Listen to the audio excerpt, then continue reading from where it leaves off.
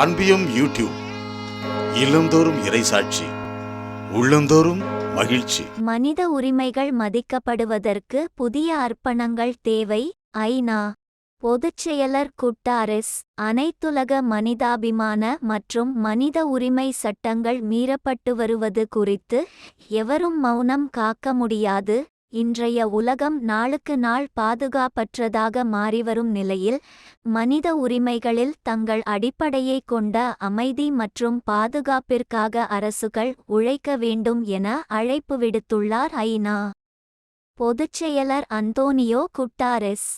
ஐ.நா. மனித உரிமைகள் அவை கூட்டத்தினை துவக்கி வைத்து உரையாற்றிய குட்டாரெஸ் அவர்கள் இன்றைய உலகில் சட்டத்தின் ஆட்சியும் போர்க்காலச் சட்டங்களும் மதிக்கப்படுவதில்லை என்ற கவலையை வெளியிட்டார்.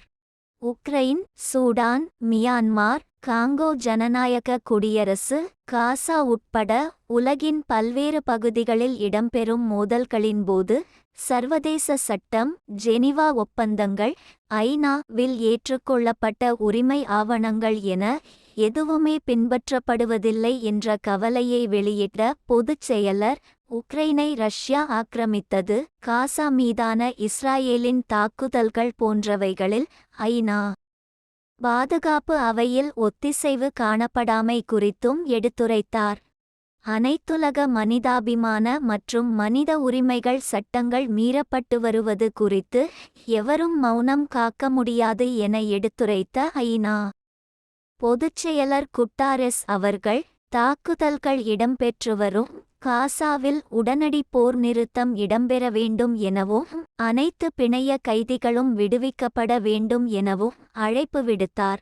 மனித உரிமைகள் மதிக்கப்படுவதற்கு புதிய அர்ப்பணங்கள் தேவைப்படுகிறன என்ற அழைப்பையும் விடுத்தார் பொதுச் செயலர் குட்டாரெஸ்.